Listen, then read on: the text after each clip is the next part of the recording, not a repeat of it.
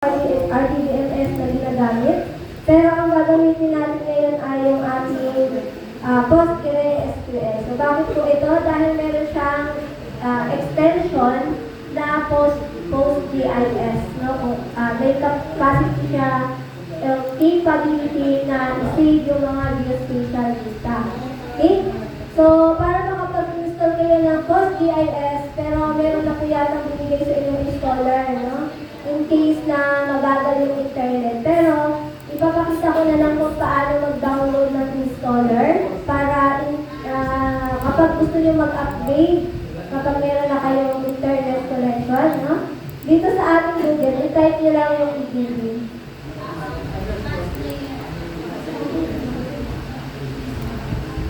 Saan ulit? Okay? So, search nyo lang dito EDB sa ating Google and then lalabas ito.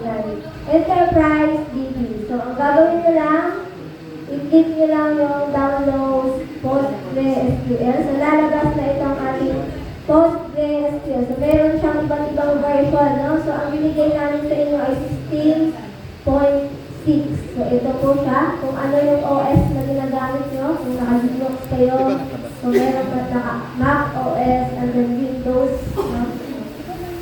So, yung Windows natin na naka-32-bit, hindi na siya supported, no? Hanggang 9.6 lang siya. Pero, kapag 64-bit kayo, ano siya, lagi siyang updated, no? So, kapag 64-bit, ayan, so pwede kayong download kung anong version yung gusto nyo i-download. Or kung nag-upgrade kayo kasi 16.6 lang yung binigay namin sa inyo, pwede nyo i-upgrade to 17.2. Okay? Pero usually, ang gumagawa lang nito ay yung inyong database administrator. So kung meron kayong IT dito, ang database administrator, siya yung kadalasang gumagawa nito. So bakit natin ginagawa ito, no? Yung bakit gumagamit ka tayo ng mga RDBMS. Okay? So, ginagamit natin yun pag nagsisave tayo ng mga geospatial data, lalo na kapag sobrang dami na ng ating mga data, no? Hindi nakakayanin ng ating mga local computer. So, kung meron kayong server na bili para sa office nyo, so pwede din kayo mag-install ng RDBMS.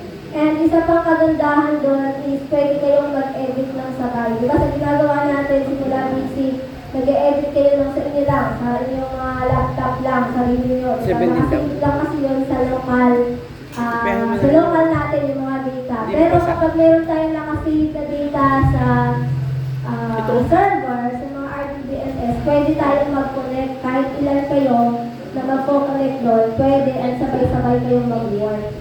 Okay, so yun po yung ipapakita namin dito ngayon.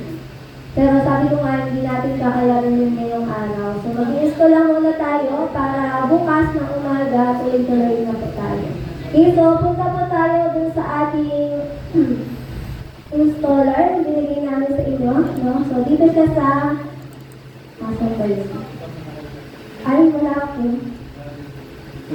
Sino po kayong walang installer? Ay, meron pala ako. So, dito pala. Ba't daw na yun sa'yo? Postgre.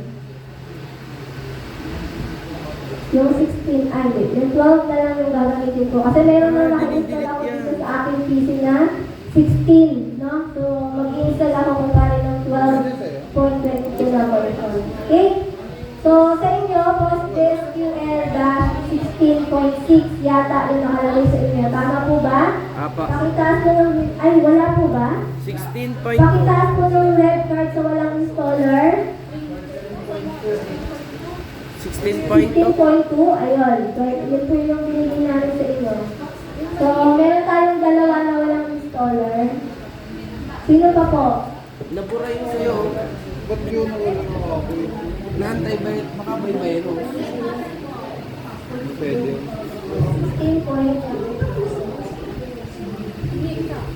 Baka nabura dahil sa ano?